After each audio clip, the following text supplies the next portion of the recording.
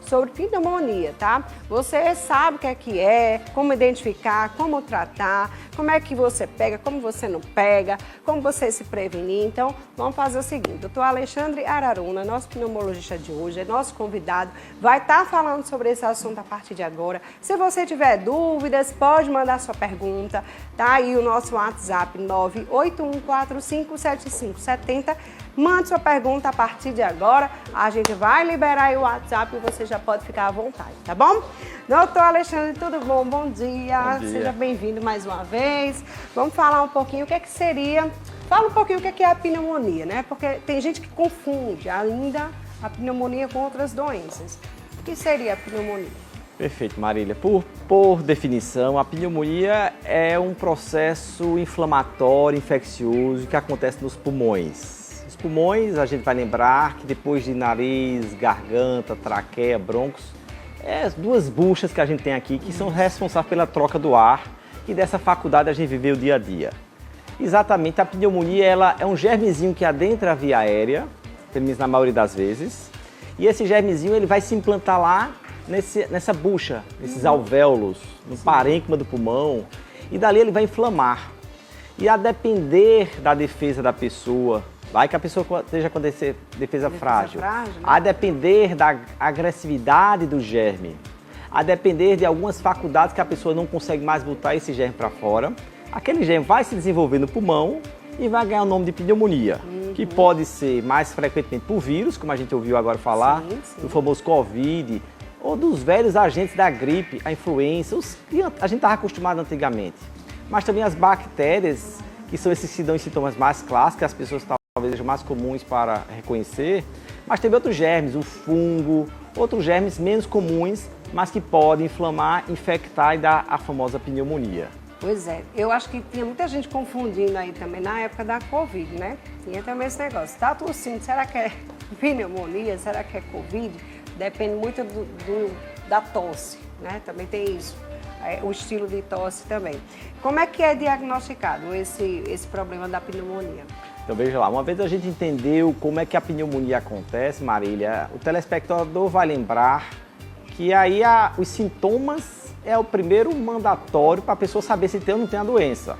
E aí, como você já bem antecipadamente colocou, por exemplo, a tosse. Uma tosse inicialmente pode ser seca, mas vem uma tosse com secreção, com expectoração, catarro que vai ganhar cor, às vezes até com sangue.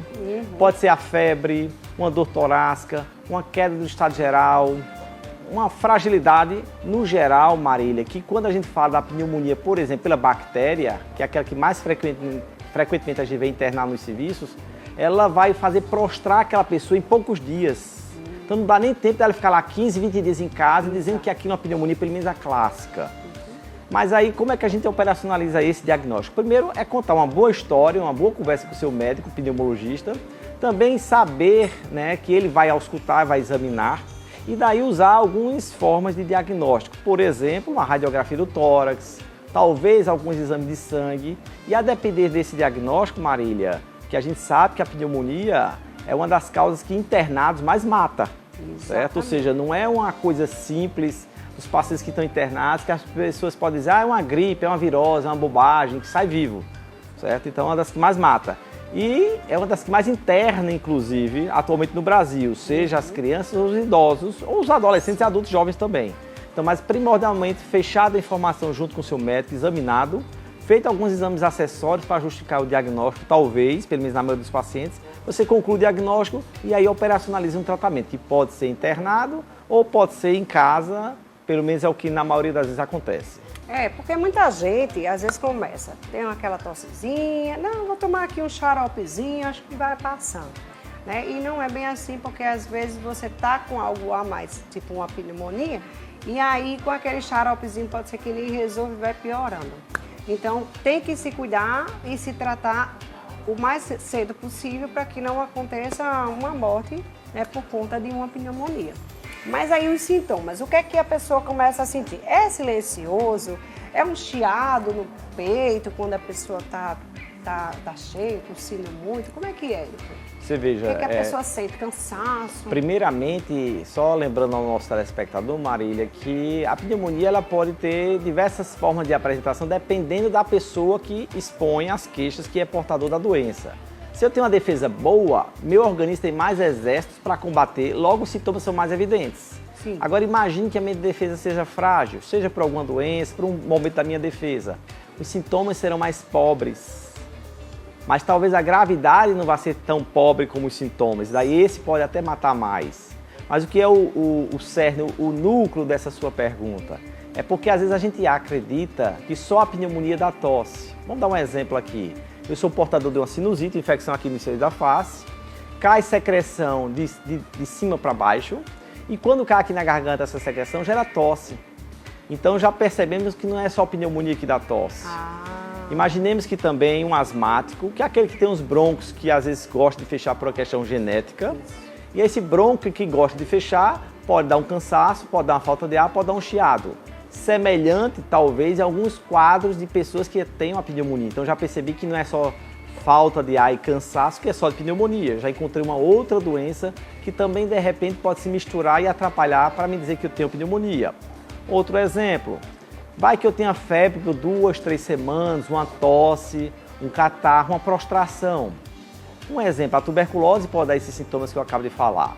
Então já percebemos que também que a tuberculose da febre, a tuberculose da tosse, a tuberculose da prostração, que não é só a pneumonia que dá, mas de forma muito clara, por exemplo, entre esses dois, que são dois importantes diagnósticos hoje no dia a dia da gente, a tuberculose ela é mais lenta, ela consome mais devagar, Marília. Enquanto que a pneumonia ela é mais agressiva, em poucos dias ela já põe o paciente deitado em frente da mesa do doutor, do colega médico, e aí ele percebe claramente a agressividade do germe diferente, por exemplo, da tuberculose. Muito bem. A gente tem uma pergunta, né, Janaína? Vamos colocar essa pergunta aqui já do nosso telespectador. Bom dia, Marília. Manda um abraço para minha mãe, Ivone. Meu nome é Lucy Cleide. Beijo, viu? Um abraço para sua mãe. Mas, bom dia. Eu gostaria de saber do médico, a criança que é asmática, se com um tempo a criança vai ficar boa ou não. Perfeito, Lucy Cleide. A pergunta é bem simples e a objetiva é a resposta também.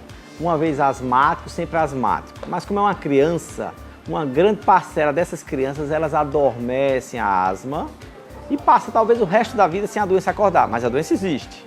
Certo? Talvez com as prevenções, com as medicações de forma correta, ela volta a adormecer. Mas lembre que lá na frente uma pneumonia, uma gripe, uma sinusite pode fazer acordar a asma, o que alguém lá atrás pensou que tivesse curado. Muito bem, isso mesmo, porque assim, quem tem asma pode até estabilizar ali por um tempo, mas qualquer coisinha pode ter uma crise de repente, né, doutora? Para quem teve aí a Covid, os cuidados, eles têm que ser mais redobrados para não pegar uma pneumonia, porque às vezes a pessoa ainda está um pouco fraca, né, desse pós, ainda está se recuperando, então os cuidados têm que ser maiores? Vamos lembrar que o Covid, ele, na maioria das vezes, ele nem afeta ou mal afeta os pulmões. Sim. Em 15% das vezes, ele afeta os pulmões e um pequeno pessoal vai para dentro dos hospitais e às vezes complicam, que vai para a UTI. Então, a depender do paciente que eu acabo de falar, as gradações de acometimento de pulmão depois, elas podem ser maiores ou menores. Claro, quem teve mais grave vai ter mais queixa depois, quem teve menos grave vai ter menos queixa depois. Mas vamos pegar esse grupo que teve acometimento de pulmão, que eu acho que esse é o objetivo da pergunta. Em sendo assim, Marília, vamos lembrar que essas pessoas que tiveram esse acometimento de pulmão, talvez foi até uma pneumonia por vírus. Uma parcela teve um aproveitador nesta pneumonia por vírus chamado bactéria. Então, eu tive o vírus como pneumonia e o agente aproveitador, no meio da festa, resolveu entrar na festa, também inflamou e deu também por pneumonia por bactéria.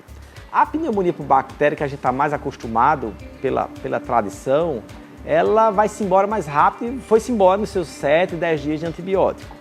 O inflamado decorrente da pneumonia pelo Covid, por sua vez, ele vai limpar mais gradualmente, mais devagar. É tanto que quando o paciente me procura, faz, doutor Alexandre, eu queria uma tomografia de controle para saber finalmente como é que está essa minha pneumonia que eu tive lá atrás.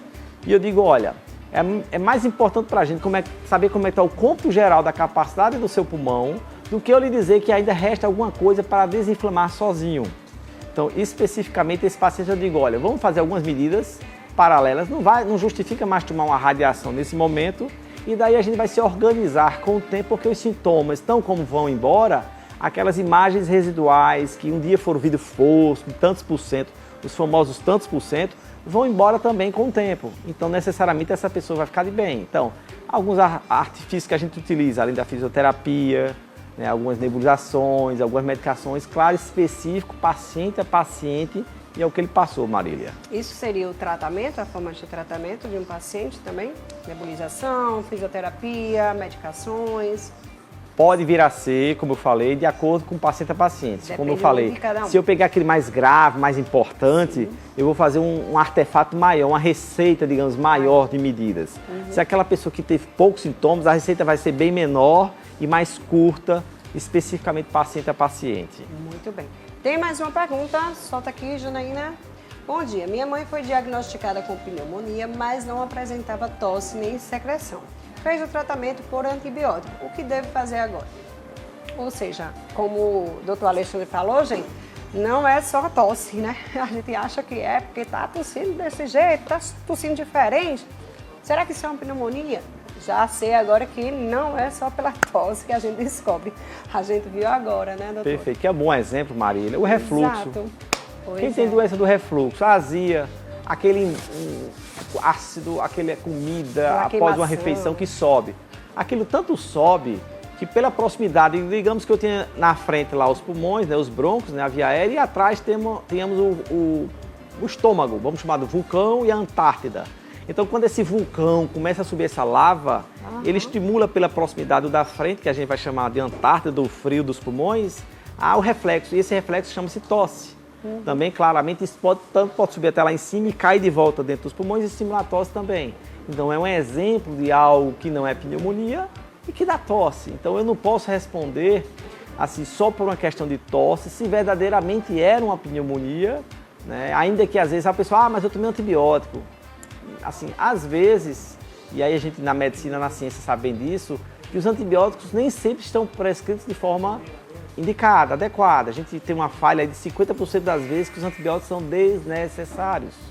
Então, de repente, não é o advento de ter usado um antibiótico que me garante que foi uma pneumonia. Todavia, a grosso modo, observe essa senhora, volte no médico que iniciou o tratamento e perceba se tem alguma justificativa a fora um diagnóstico de pneumonia para se continuar algum grau de investigação. Tem tipos de pneumonia?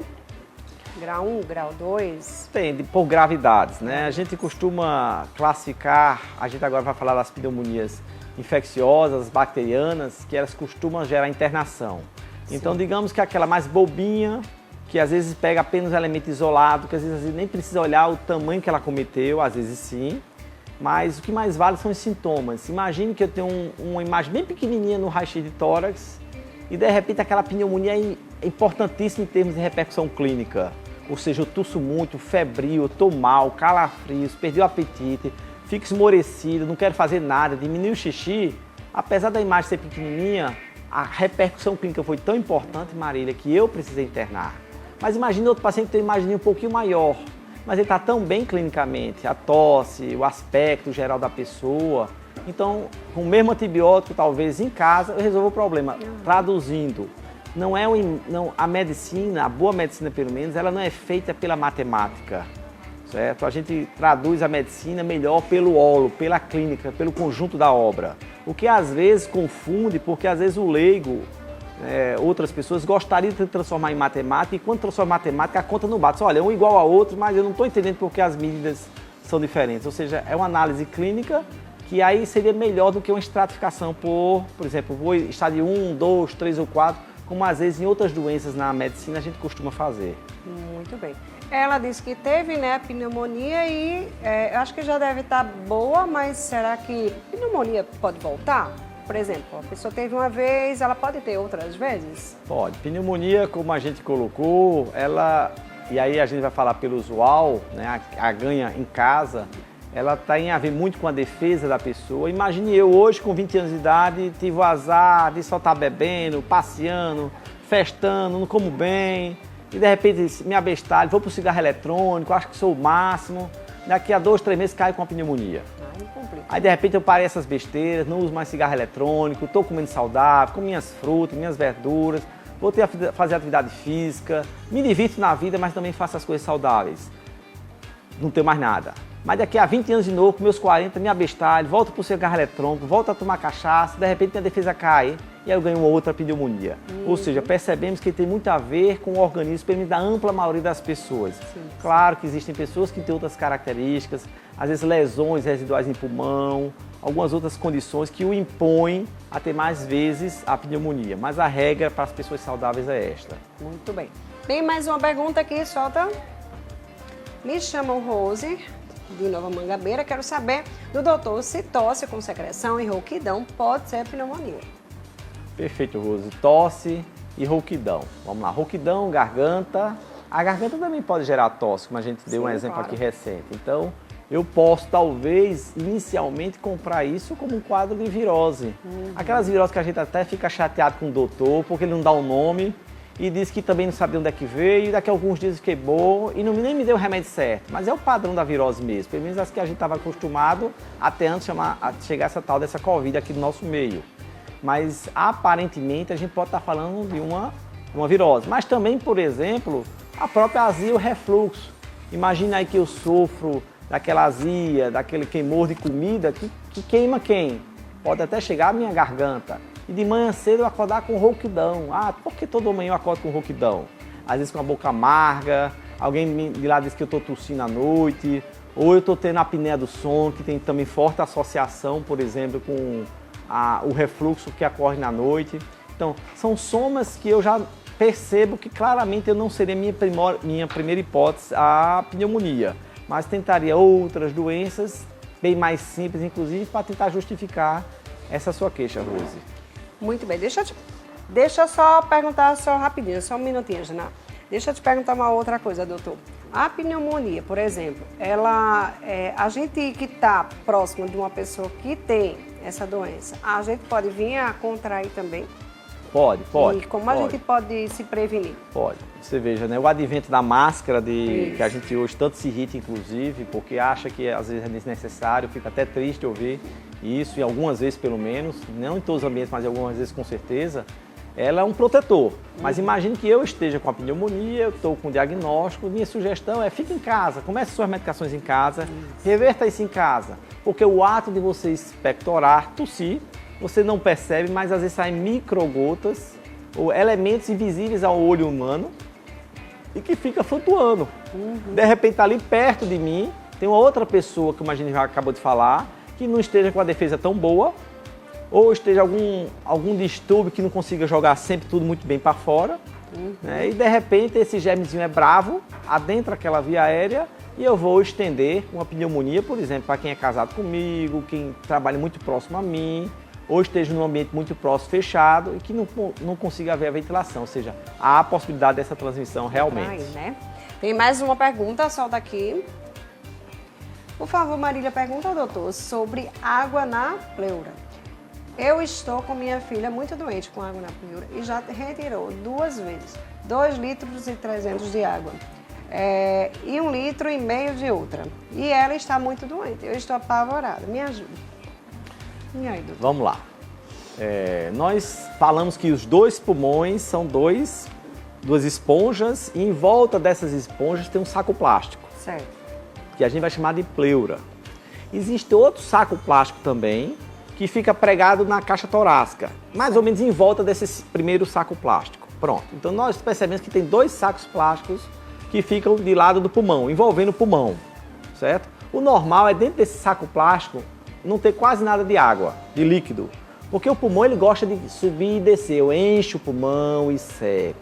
Eu encho o pulmão e seco, Marília. E esse saco plástico permite esse deslizar gostoso e normal. Mas existem doenças que promovem a entrada de água entre esses 2 sacos plásticos. Logo, na hora que forma água, esse espaço entre eles, que era bem curtinho, eles só viviam deslizando entre outros, fica grande. É o que a gente chama vulgarmente de água na pleura, o derrame pleural. Esse derrame pleural tem várias causas. Tem uma pneumonia que pode dar derrame pleural, que eu entendi que não é essa o caso, certo? Uma pneumonia, que é o assunto que a gente está falando aqui agora. Mas tem outras causas que também dão água na pleura, que não são, às vezes, nem por razão de pulmão. Sim. Exemplo, pega uma pessoa que tem um coração grande, uma insuficiência cardíaca. Em vez dele bombar o sangue tudo bonitinho para frente e daí para o rim e daí fazer xixi, ele começa a ter um coração insuficiente e essa água, o sangue do coração volta. Quem é o vizinho? Os pulmões. E quem? A pleura. Então eu posso ter um derrame pleural, água na pleura, por exemplo, por um problema de coração. Então não adianta eu tirar água de um lado, água do outro, porque aqui não é o problema é no coração. Por exemplo, existem outras doenças, Marília, que também dão, que novamente não são iniciadas nos pulmões. Por exemplo, o lúpus, é uma doença relativamente conhecida na população, pelo menos por alguns, né? E esse lúpus é uma doença sistêmica, uma doença que baixa a defesa de várias formas e também promove água na pleura. O renal crônico, a pessoa que faz diálise, sabe muito bem que quando deixa de fazer diálise, pelo menos uma boa parcela destes, eles retêm água no corpo, tanto nas pernas, nas regiões, mas também na pleura, a água no pulmão, certo? Ou seja, então, eu tenho várias outras causas que não problema de pulmão, certo? Que podem dar, por exemplo, água na pleura, que como eu ouvi pela descrição da mãe, que é dos dois lados, eu já acredito de antemão, né? É uma criança que é uma doença sistêmica, que não é só funcionar de um lado ou do outro. Talvez não há ter emergência, quando estiver muito cansada, não dá para agir no foco, na raiz do problema, certo? Ele vai no topo da árvore, só para cortar um pouquinho lá em cima, mas não é ali que vai resolver, ou seja, funcionando e funcionando. Ele tem que ir na raiz do problema, ou seja, dar o diagnóstico e dizer, olha, o seu problema que forma água lá em cima é aqui. Vamos botar o tratamento direcionado para aqui. E aí, com certeza, resolveu o problema, Marília, mãe. Aí, automaticamente, essa água na pleura vai baixar, desaparecer. Porque você resolveu na raiz do problema a questão da sua criança. Então, tem que procurar um médico mais rápido, né? Para fazer esse diagnóstico, para começar esse tratamento mais rápido, né? E ela deve estar começando, eu não sei, já deve ter levado. Talvez, né? Mas vamos lá, tem áudio? É áudio? Então solta o áudio. Bom dia, Marília. Bom dia. Bom dia, doutor Alexandre. Me chamo Celeia aqui de Mandacaru. Doutor, eu já fui a sua paciente lá no HU. Doutor, eu tenho um filho, ele tem 15 anos. E tudo que ele toma, assim, gelado, ele passa muito tempo tossindo, né? E não toma à noite tossindo, o nariz dele entope. Eu fico cansado também. E eu queria saber o que eu podia fazer, né? Se será uma alergia? Isso? Tudo que é gelado, que a pessoa toma. Realmente, eu também tomo, às vezes, se eu tomar um pouquinho de sorvete, eu começo a tossir um pouquinho. Não muito, né?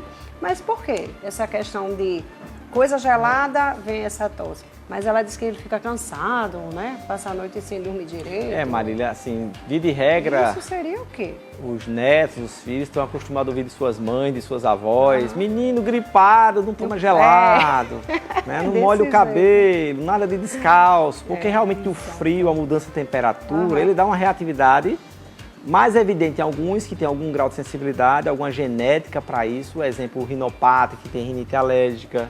Talvez o asmático. Tá certo? Mas isso é fato, isso é uma reação, é uma reação orgânica local que fecha e aí estimula aqui para baixo de um jeito, aqui para cima estimula a formação de secreção e dá ou o espirro, ou a congestão, ou uma tosse. Mas eu ouvi desse exemplo também algo que ele cansa depois que engole. E quando dorme, e que fica tossindo.